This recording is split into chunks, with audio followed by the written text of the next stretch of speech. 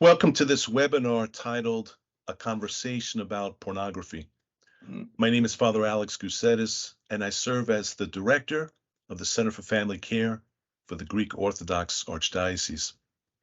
This webinar continues the conversation on a series of topics to help inform the faithful and invite a dialogue to connect faith and life.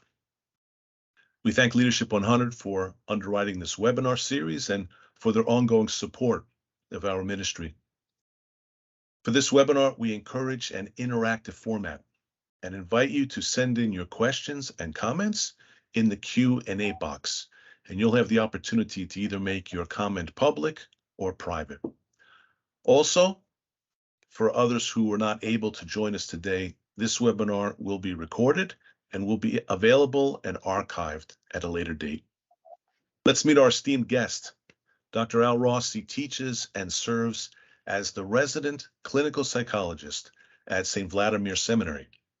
He has served and continues as a member on the faculty council for 28 years. He has written numerous articles on psychology and religion. He's written 2 books, Becoming a Healing Presence and All is Well.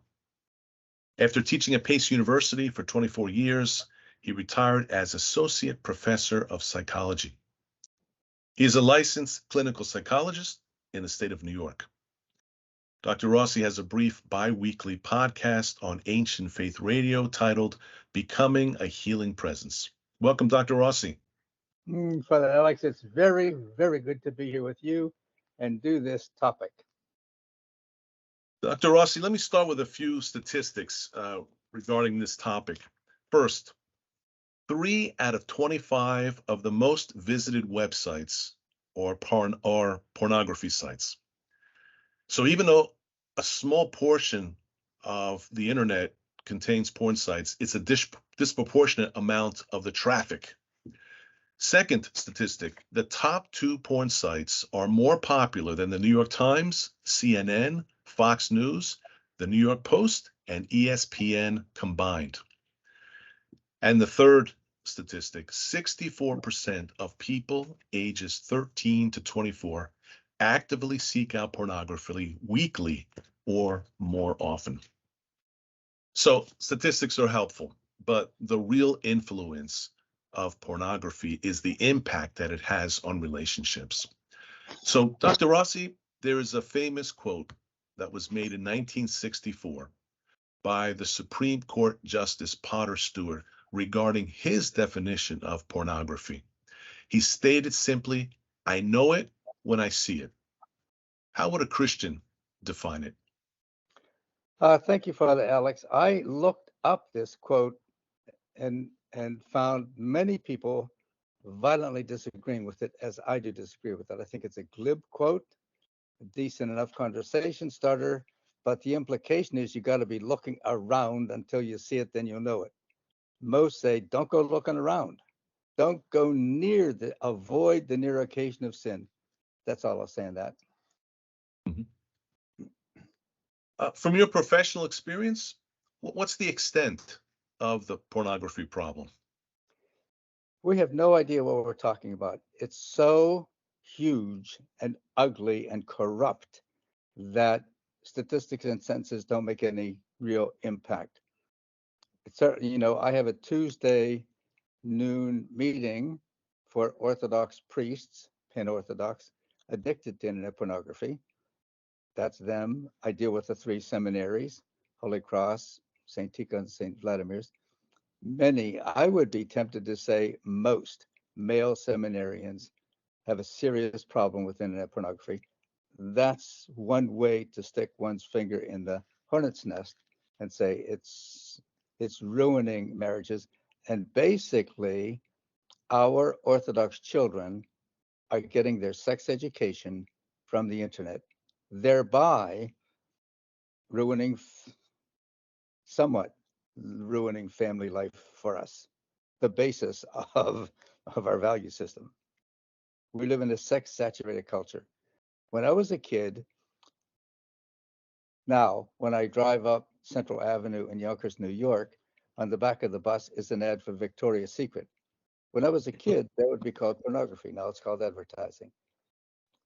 I would like to quote Father Breck, who said in his book, The Sacred Gift of Life, our threshold of tolerance towards sexual explicitness and exploitation has been dramatically lowered, and the spiritual and psychological toll exacted by this situation is incalculable.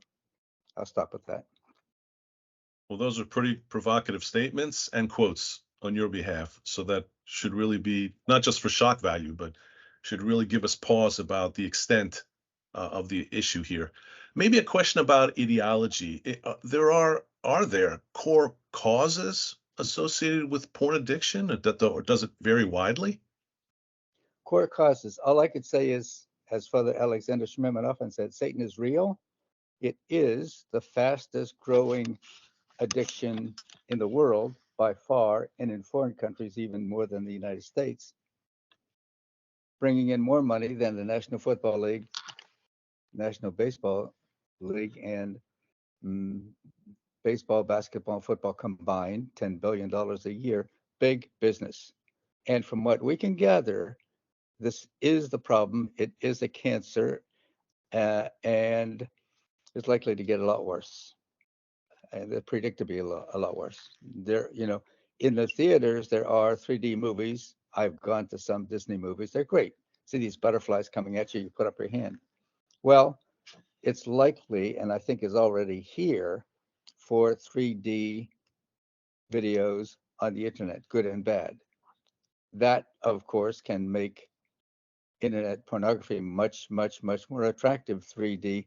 And in pixels, there are now beta things where touching the screen can be a tactile experience, differentiating between wet and dry, hot and cold.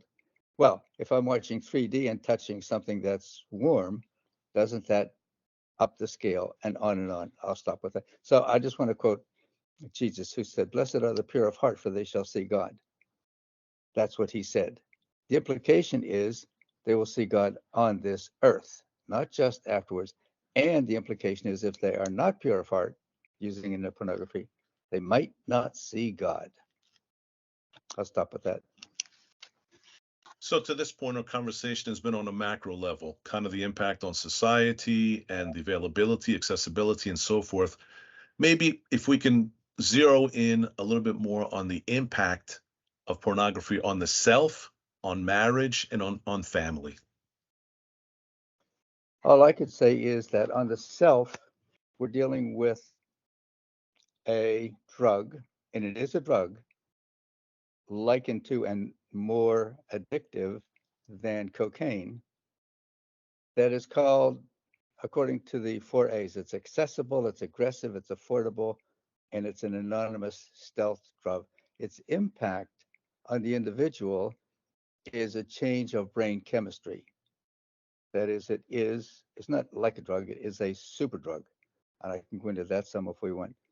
But basically, internet pornography deals with the sexual arousal system in the brain, arousing the hormones of dopamine, which is awareness and focus, norepinephrine, which is strength, testosterone, which is sexual desire, oxytocin, a hugging drug that bonds mothers to infants in the breastfeeding, and serotonin, which deals with depression. Putting all those together in one shot gives the brain a jolt unlike any other jolt.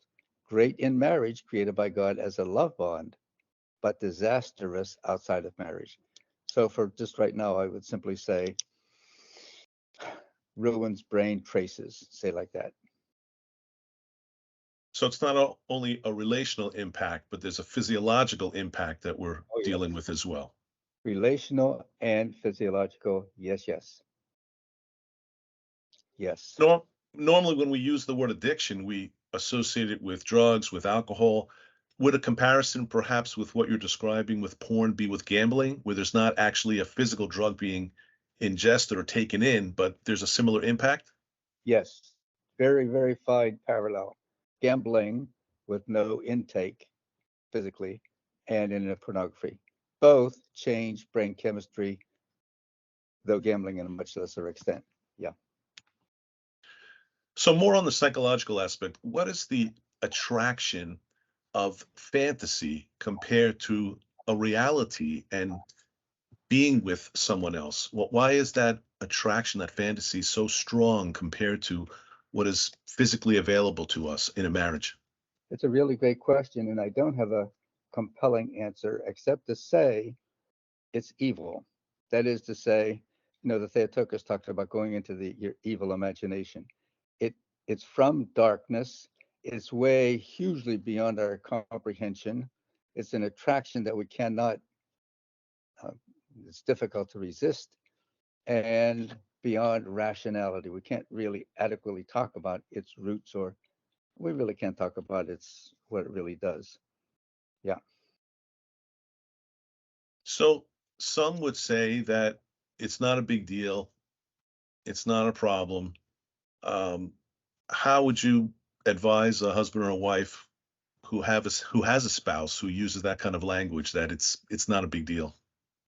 Yes. And again, we approach these questions as Orthodox Christians. Secular persons do what they do.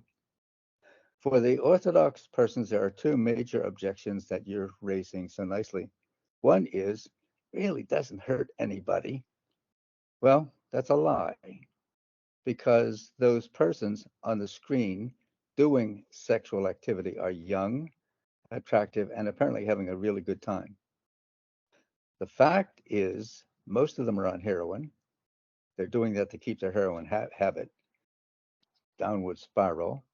And most die between the ages of 35 and 50 from unnatural causes, meaning drug addiction or suicide. So every hit adds to the demise of those lovely youngsters on the screen doing what they're doing. I don't want to call them stars. And the other objection is that, how do I say, second is that it's not that bad. Oh, I'm not murdering anybody, and I'm not. Well, Jesus said, anyone who looks at a woman lustfully, and by implication, man who looks at a man or woman who looks at a man, has committed adultery in his heart. That's Jesus, God Almighty. Adultery in his time was punishable by death. We're not playing games. That is to say, anyone who looks at internet pornography is committing adultery in his or her heart and has those consequences. Now, we don't have a death sentence today, but we have its moral equivalent. That is death to good instincts, death to anti-apathy, death to real personality, death to truth as truth is. And your question, why do people do this? Fundamentally for any addiction, but this particularly to escape reality as we know it. For some people, for all of us, we have pain in reality. I saw a bumper sticker that said, reality sucks. I wanted to say, if I were to make a bumper sticker, it would say, unreality sucks. Reality, so we all need times of leisure, proper restorative leisure. Father Hopko said everybody should have a hobby, and I do, and I hope you do. But this is not a hobby, and it's not constructive leisure. It's doing something that, yes, it is at the time relaxing and focusing, but brings consequences. That is to say, what it does in a marriage bonds two people together because they have 1,000 other negotiations that they have to deal with, children and in-laws and finances. The person who gets the same experience outside of marriage has no context and afterwards is left with much more negativity, self-doubt, self-hatred, guilt, and sometimes that then is only quelled by doing more of it. Again, the downward spiral. That's addiction. So I would ask the question for me, what is addiction in internet pornography? For me, I define a person as an addict who uses internet pornography more than once every 3 months. I say that person has a serious problem. Now, again, persons differ and so on. But when I deal with seminarians, male seminarians, I'll listen to what they have to say and deal with their problems. Then I'll say, can I ask you a question? Have you looked at any internet pornography in the last 3 months? That's the beginning of my attempt to help them if they do have a internet addiction problem.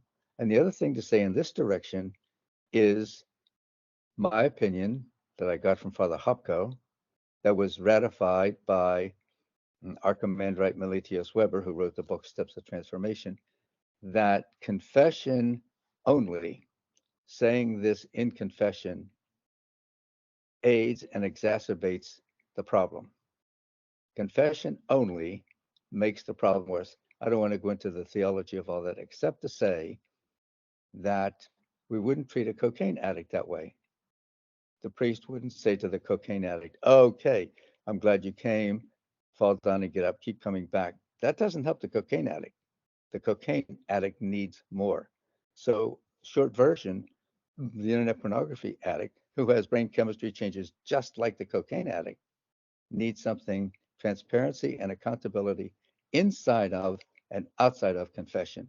Must have persons that can be responsible. Confession's too easy. You go, you get cleansed, you come out, but it doesn't necessarily do any good in solving the problem or eradicating the problem, eradicating the addiction. Yeah. So to your first point, you spoke about stress and coping mechanisms, and so you would say that we need to find healthy coping mechanisms as opposed to pornography, which would be an unhealthy one.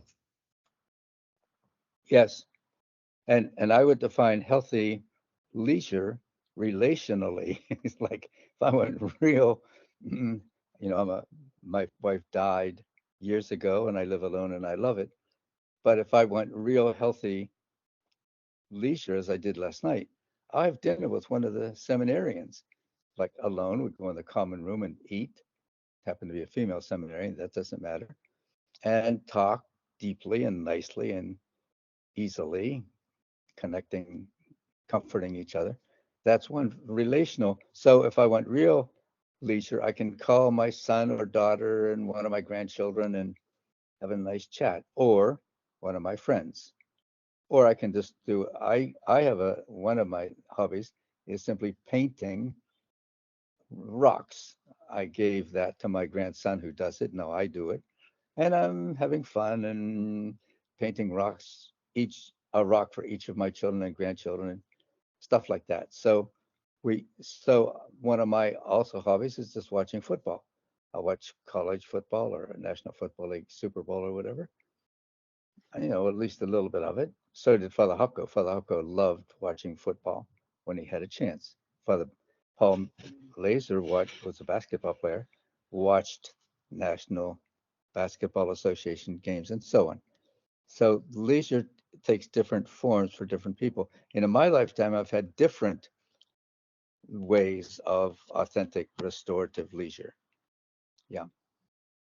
So to this point, we've really painted a pretty dark picture, but I think it's important to maybe offer some positive aspects in this sense.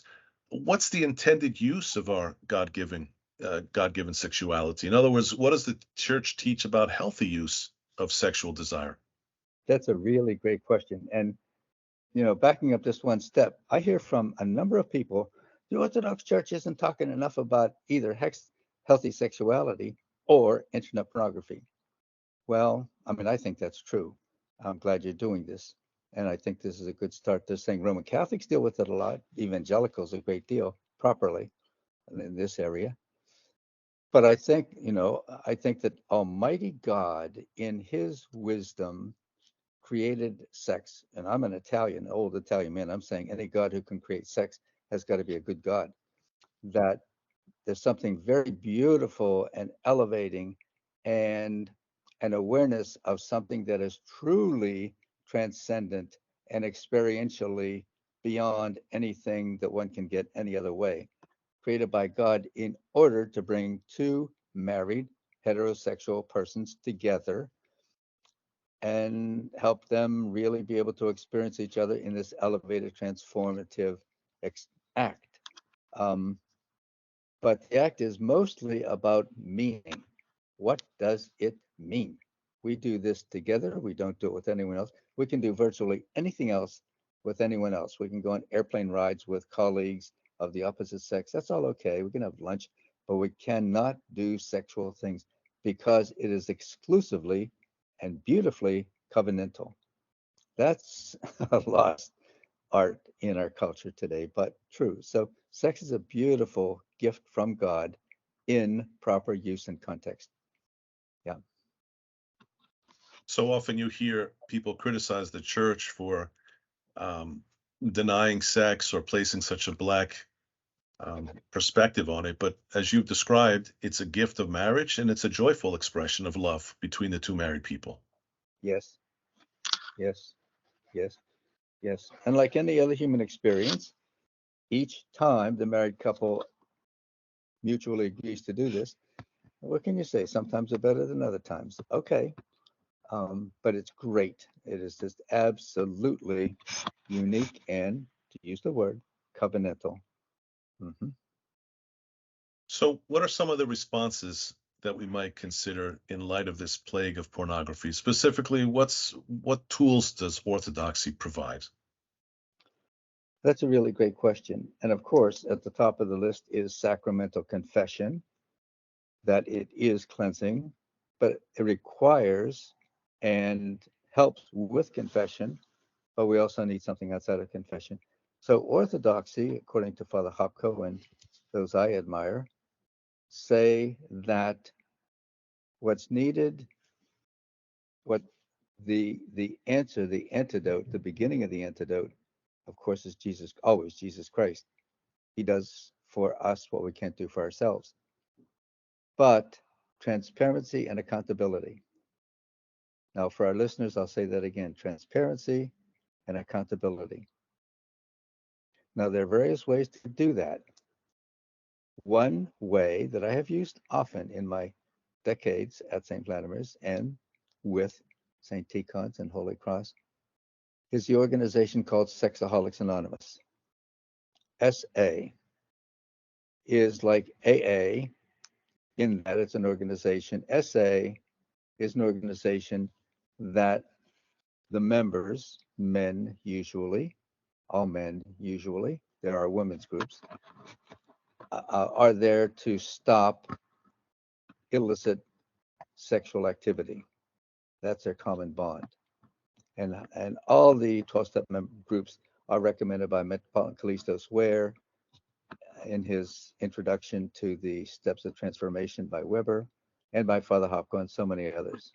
The 12-step program, which does not explicitly say Jesus Christ, says the higher power, bringing people together with this common problem to help each other, is a really, really good thing. So I have had in these seminaries, faculty, staff, and administrators, students go to SA meetings.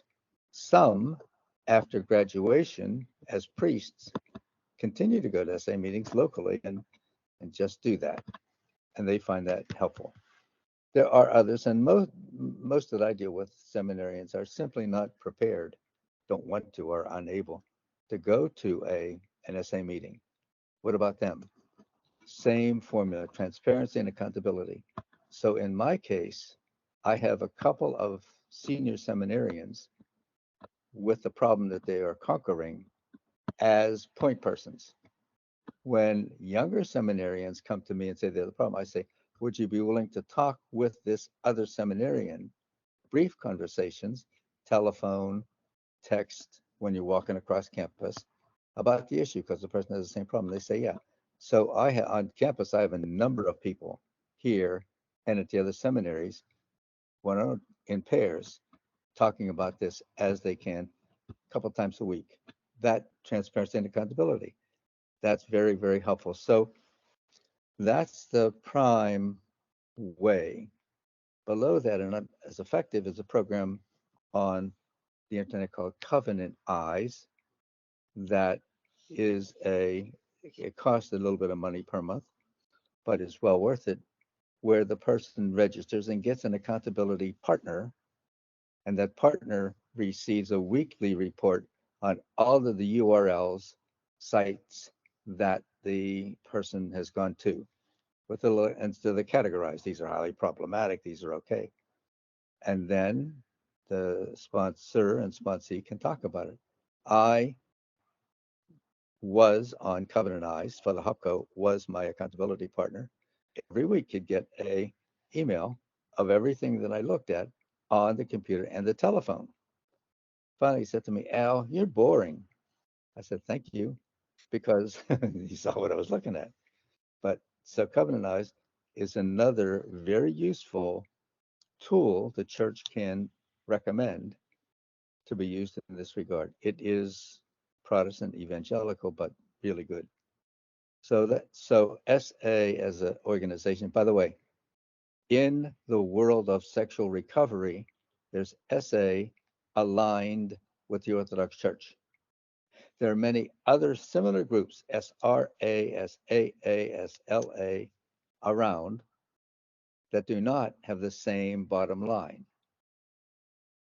SA does not allow any sexual activity of any sort with oneself or others outside of monogamous heterosexual marriage.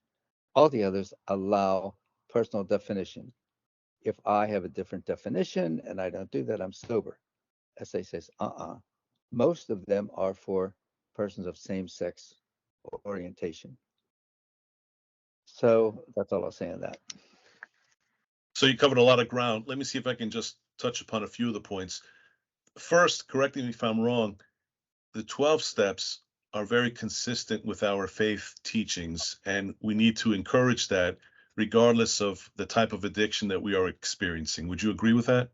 Definitely. And at St. Vladimir's, we require the seniors to attend and report on and discuss an AA meeting, open AA meeting, and a Al-Anon meeting. Yes.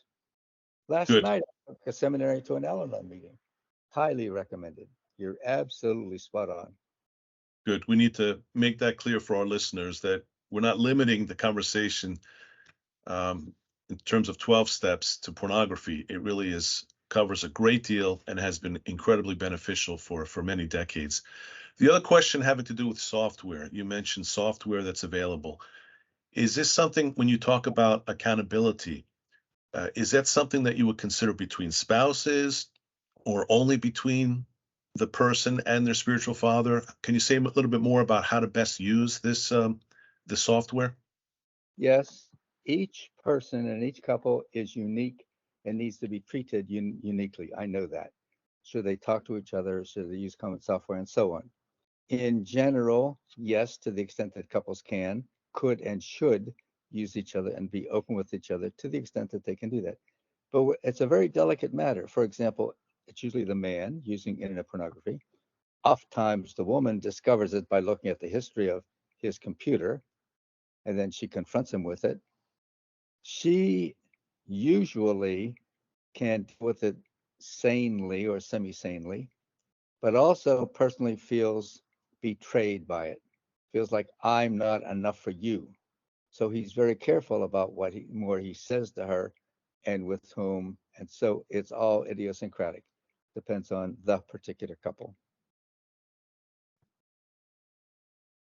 You said only confession in terms of an Orthodox tool. Are you saying that there's very little the church can do, or that we need to supplement what the church offers?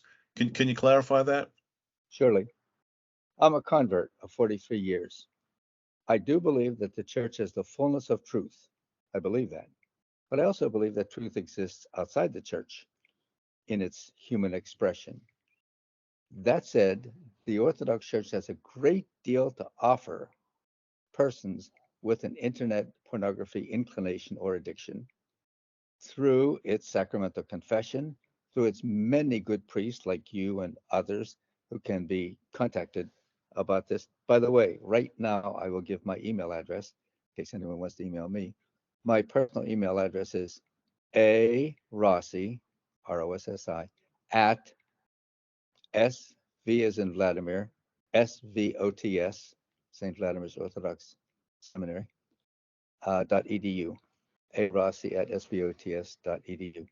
But the church has an abundance of resources to offer by way of confession and counsel, helping these people find SA, find other people to talk to, find church members to be open with. And I know many Orthodox churches that actually have SA meetings in their basement. For example, Father John Parker at Holy Cross at St. Tikhon's, I visited him when he was in South Carolina, Charleston, South Carolina. Sunday night had an SA meeting in the basement of his church. Well, I mean, there's a lot the Orthodox Church can offer in this regard. So we are not limited and constricted and tight. No, no.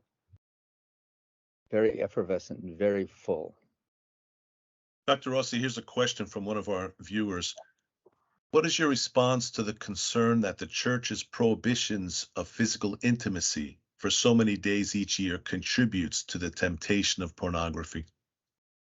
That's a great question. It's a deeper question on asceticism generally. Why do we fast?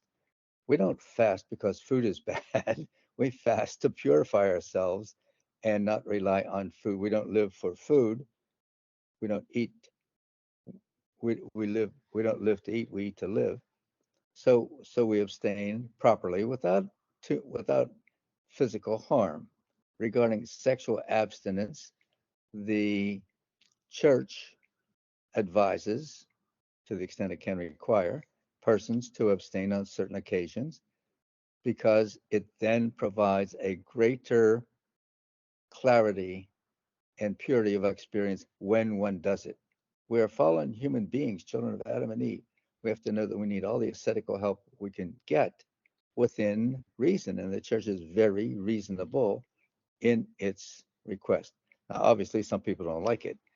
Okay, but that's the church's answer. This is good for you.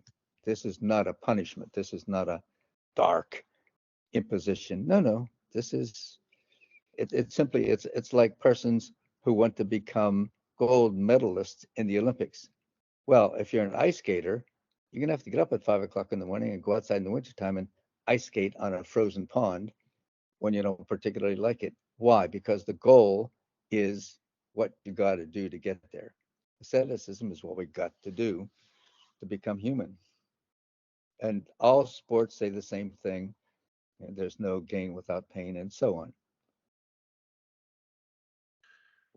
Dr. Rossi, are there some aspects of this topic that we've not covered that you would like to convey and make sure that you've been able to go through some of your talking points? Yes, it's a topic we could talk about day and night. One thing that we all need to know more clearly, persons, both men and women, who are trying to become authentically Christian and more Christ-like on this planet, a healing presence, by that progress, become more sexually attractive to others. That's a very important point because we need to know that. To the extent that we're trying to live a reasonably human, holy life, to that extent we become more sexually attracted to others, particularly women to men and so on. Now, I say that because a lot of people, particularly priests, get astounded by that. That is to say, if there's a priest who really is trying to do his job as well as he can, married or not, women are going to find that very, very attractive, sexually attractive, but they have no way to establish more of a relationship with him. They can't ask him to go to Starbucks or take a walk in the park simply because he wouldn't do that. So and I don't blame women in this regard. Their only recourse is to become a little more sexually attractive. So at the communion cup, priests say to me, "Oh, this woman had her blouse that was too low, or she's sitting in the congregation and the skirt is too short, and so on." Well, the priest or professor or person, woman or man, needs to simply know that and move. I know when I taught at Pace University, there were co-eds, very attractive co-eds. I would teach from a podium to a class of 25 students, mostly women in the humanities, that some women simply sat with too much exposed. And I couldn't help but, at least initially, see what was happening. I had to move my podium from the center of the room to the corner of the room and teach that way so I didn't look up their dress. So there are steps that the person must take to avoid that. I had a woman in counseling a while ago, wife of a seminary, very attractive woman, say to me in the counseling situation, Dr. Rossi, I just have to tell you, I am sexually attracted to you. Well, I almost fell off my chair. Obviously, it's a compliment, and obviously, it is incendiary. It's volatile. It's a hand grenade. What does one do in that situation? Caught off guard. God gave me the grace to be able to say, thank you for saying that. It took courage to say that. You didn't have to. I'm glad you could say that to me in a therapy session. But you need to know that though you're sexually attracted to me, I'm not sexually attracted to you. And I could see this look of peace and serenity come over her. That is to say, what she was saying is, I am available to you if you want to take me and use the right moves. And I was saying, in effect, I'm not going to take advantage of you. Didn't matter whether I was really sexually attracted to her or not. I said the right thing. I had to say that to a group of bishops a while ago and was asked, was that the right thing to do? It might have even been a lie. I said, yes, but we need to be very, very cautious about all these matters. Interestingly, so I'm making a correlation between trying to make religion and internet pornography. Hotels record, they have, ways of recording what is watched on their TVs. Report that when religious organization of any sort, including Orthodox, come to the hotel, the amount of internet pornography usage is way up compared to the average usage. So there's a link, eros, between religious organizations, sexual attractiveness, and pornography. Yeah. That segues to a question from one of the viewers. Are the church's prohibitions against pornography greater for clergy? No, they're all the same. Don't do it. Now, the life of a clergy is different because of the calling, and the consequences are greater because of the calling, but the church's prohibitions are the same. This is really totally unacceptable. It's a violation of the human condition and each other. And when a person looks at internet pornography, the neuron pathways in their brain are changed, and they look at other people in a different way without really knowing it. So men who look at internet pornography then look at women, their wives and daughters and all other women, in a different way because of the way they've wired their brain to look at women this way. So the church simply says, don't anybody do it. So no, it's no different for priests or priest wives. Another question, Dr. Rossi, from one of our viewers. A common complaint among men who use pornography is that their spouse does not provide them with enough intimacy or release. What would you say to women who are experiencing this narrative from their spouse? That's a common problem. And generally speaking, apart from internet pornography, men complain about their wives' libido, their wives' desire for sex, their wives' cooperation with sexual activity. That's pretty much across the board. Not always, but often, very often. About zeroing in on men who use internet pornography because of that, I would simply say to men, hey, deal with it. This is your wife. These are her needs and her desires and her inclinations. And if she doesn't want to, then don't resort to something that is anti-life.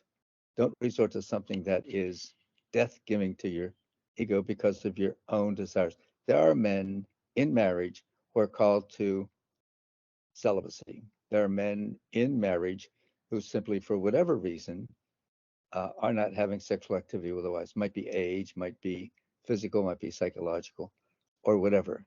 So the man who says, I'm married and I don't like the number of times my wife is willing to cooperate or with what she's willing to do when we do this, that man needs a little help with his acceptance of his own masculine humanity and what to do with it. Usually they're simply selfish desires. Here's another question that from one of the viewers that I'll edit somewhat. You spoke earlier about neurological changes taking place when somebody begins to view pornography. Are these changes reversible? Yes. In one word, Yes. That is to say, with some addictions, the changes are not reversible. With some addictions, the changes are reversible. So with addiction to nicotine, changing the coloration and the actual size of lung cells, when they quit smoking, those lung cells do resuscitate and become pink again and fully useful, pretty fully useful. With internet pornography, same thing. Those who stop it gradually find, and we can do this with MRI, show that the neural chases are changed. With alcohol, it's the opposite. Once the liver, fatty tissue in the liver changes from white to yellow and the person stops drinking, that yellow does not go back to white, which is why an alcoholic who stopped drinking and hasn't been drinking takes one drink, he's or she is right back to where they were because their fatty tissue in the liver hasn't changed. So your answer about internet pornography, yes, the, the neural pathways, hormonal changes can change. And so can the outlook and perspective toward persons of the other sex or same sex if that's the way it is. I'll say another thing that is on my little list, the correlation between lust and anger. St. Maximus the Confessor says that anger and lust at base come from the same source. That's a very important insight for persons who do pastoring. That is to say, if I see a person, as I sometimes do, particularly males, who have an anger problem, I say to myself, I wonder if there isn't an internet pornography or lust problem of some sort fueling that anger. And you know what? More often than not, it is the case. I have found that. So that can be a pastoral insight for the person doing the pastoral work to know this might be what I so dealing only with the anger problem all the time. Okay. It's not likely to solve the problem because the problem is elsewhere. It's with internet pornography. Interesting. Another question from one of our viewers: are men and women wired differently in regard to need or desire for sex? It's a great question. Obviously, it's idiosyncratic. Some women are, some women aren't. Men, everybody differs. All humans have hormones that are male and female. Testosterone, male, estrogen and progesterone, female. So the question is, what percentage do I have? And that gets into that whole same-sex attraction thing. But the basic question being asked is, are men and women wired differently? And speaking generically, my answer is yes. Women are much more relational than men generally. Of course, not always. And in general, by measurement, have less actual physical pleasure from climax than men, and generally have desire for less frequency than men and less different forms of sexual expression. So the answer is yes, men and women differ. So they need married people need to talk about it and come to a common ground. And the basic point of love is to satisfy the other person, not satisfy my own carnal passions. For many of our listeners, this may have been a very difficult webinar, but we should never be afraid to have these conversations in the church.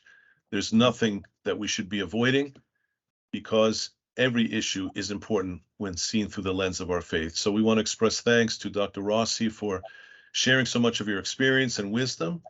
And we look forward to another opportunity in the future to have you join us on one of our webinars. Thank you so much.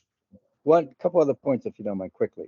One Sure. book I recommend, Yes. really, really good book, is the book called The Drug of the New Millennium, available on Amazon by Castleman, a really good book. And the other thing I would say is the great enemy here, psychologically, of internet pornography is isolation. It happens when isolated. And that isolation leads to a lower self-image, that leads to despondency, that easily leads to great despair. I can't stop doing this. I do it all along. I don't want to, but I do it, and therefore I'm scum. That's where that road can go. I'll stop. Thank you, Dr. Rossi, and thanks for all of our viewers for joining us today. Thank you, Father Alex. Bye-bye. Thank you.